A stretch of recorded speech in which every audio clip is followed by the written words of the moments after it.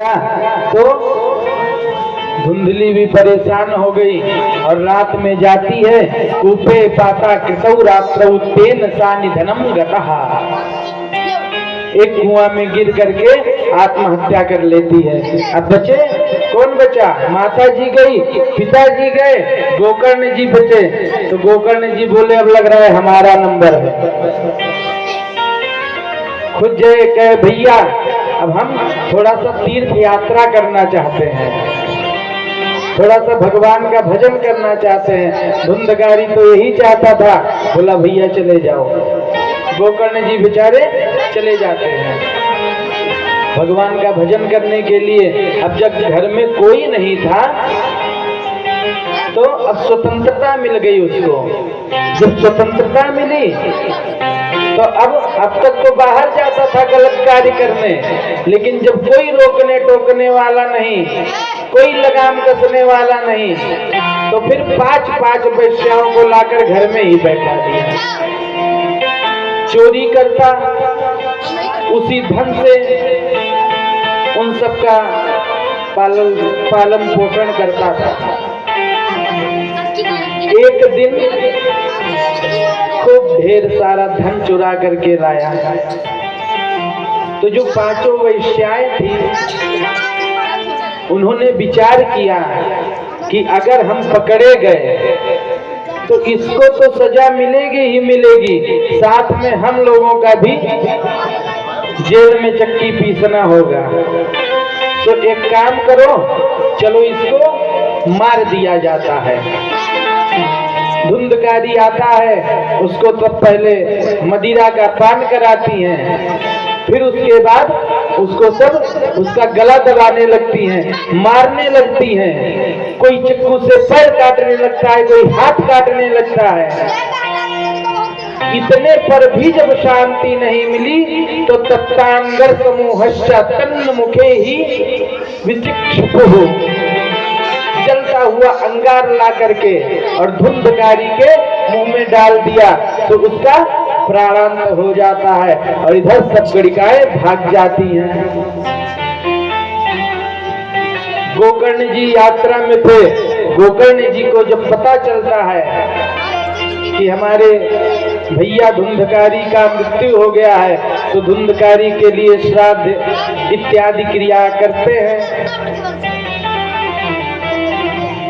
श्राद्ध करके जब वो घर आते हैं तो घर बहुत गंदा था, इतने दिनों से बंद था। बेचारे एक आसन लगाते हैं और आसन लगा करके विश्राम की तैयारी करते हैं। तब तक क्या देखते हैं कि एक भेड़ का बच्चा आ रहा है। उस भेड़ को बच्चे को देख ही रहे थे, तब तक वह भेड़ आते आते आते आते हाथी बन गया। फिर वो हाथी धीरे धीरे धीरे धीरे आगे आ रहा है, फिर वो हाथी भैंसा बन जाता है। अब ये जब उनको समझ में न आए, डर लगा तो जल लिया और जल लेकर के सिंचन किया और जैसे जल को अभिमंत्रित करके उस प्रेत पर मारा, तुरंत वह प्रेत बोल पड़ा कि अहम भ्राता तुदीयोस्मि धुंधकारी नामतः सुकीय नैव दोषेण ब्रह्मत्वं नाशितं मया। अहो बंधो कृपा सिंधो भ्रातर मामाशु मोचया। हे भैया, मैं आपका भाई धुंधकारी हूँ, बहुत कष्ट हो रहा है, बहुत पीड़ा हो रही है, कृपा करके हमको प्रेत योनि से मुक्त कराइए। गोकर्ण महाराज कहते हैं कि भैया, हमको जब पता चला कि आपकी मृत्यु हो गई है तो आपके लिए मैंने श्राद्ध किया गया जी में। वो कहा भैया, गया श्राद्ध शते नापि मुक्तिन में ना भविष्यति। आप गया जी में एक नहीं 100 श्राद्ध कर दोगे और 100 नहीं 1000 श्राद्ध कर दोगे तो भी मैं मुक्त होने वाला नहीं।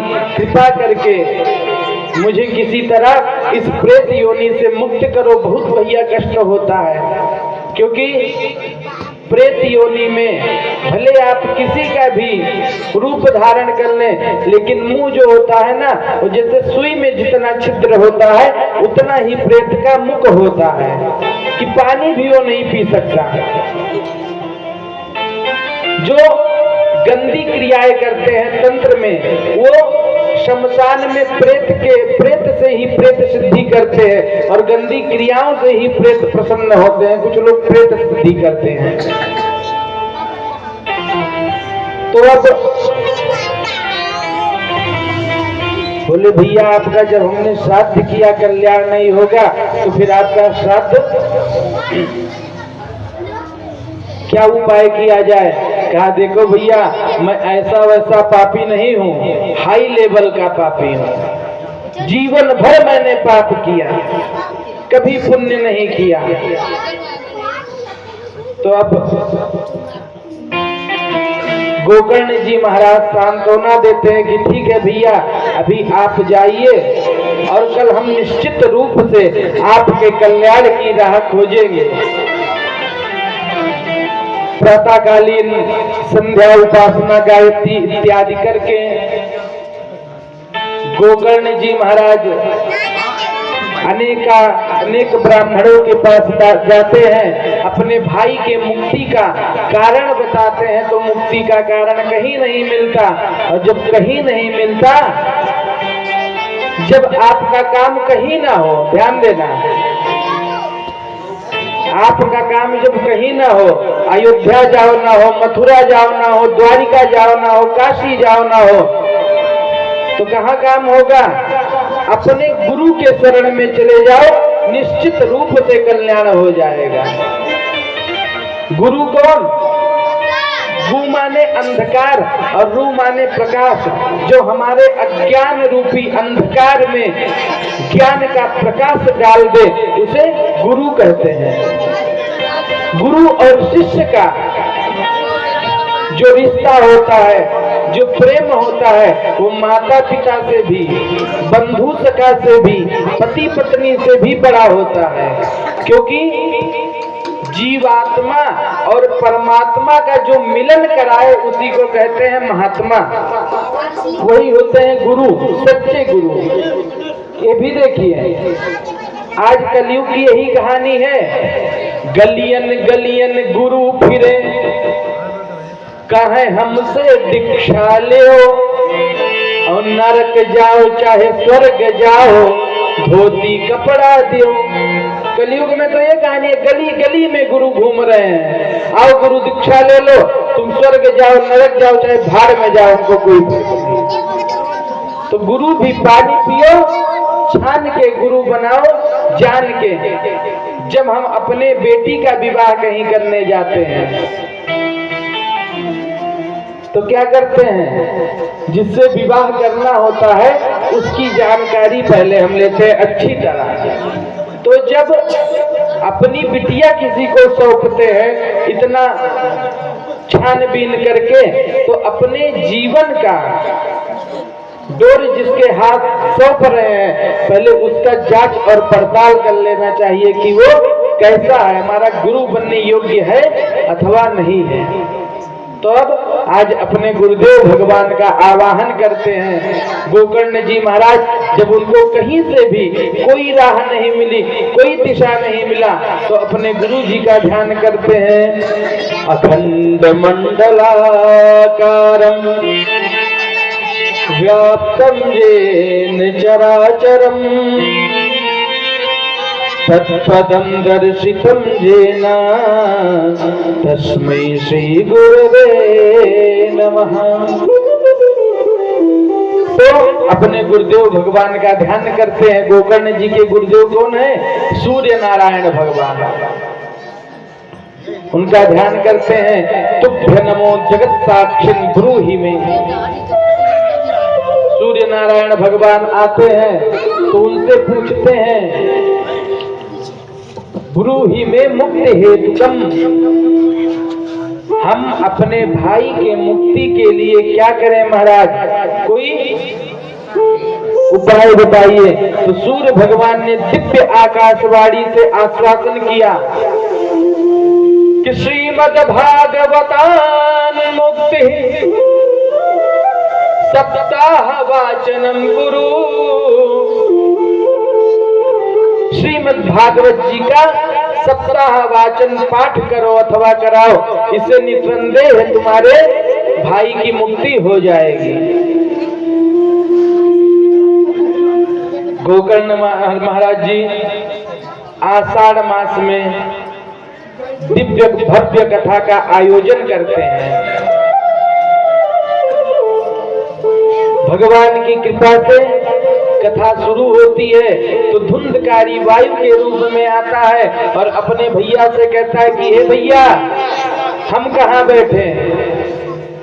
तो अब प्रेत है, वायु रूप से आया है, हर जगह विराजमान भी नहीं हो सकता। तो देखे बगल में एक 7 गांठ का बांस पड़ा हुआ था।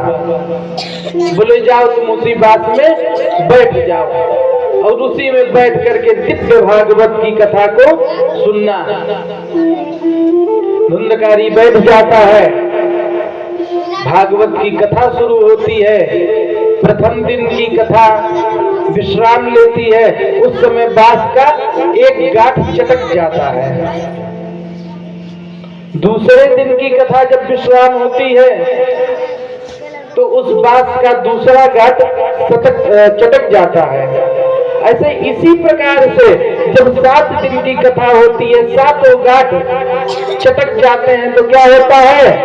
दिव्य रूप धरो जाता तुलसी दम मंडितः पीतवासा घनश्यामो मुकुटी कुंडलान्वितः। दिव्य पुरुष उस बांस के स्तंभ से प्रकट होता है, तुलसी की माला धारण किए हुए है, कुंडल पहने हुए है, भगवान विष्णु के स्वरूप का। गोकर्ण जी के सामने आया। गोकर्ण महाराज पूछे भैया कौन हो? अब वह प्रेत तो बोल पड़ा, प्रसन्न हो गया और गाने लगा झूम झूम के कि धन्या भागवती वार्ता प्रेत पीड़ा विनाशिनी। धन्या भागवती वार्ता प्रेत पीड़ा विनाशिनी। सत्या हो जिसका धन्या कृष्ण लोक फलप्रदा।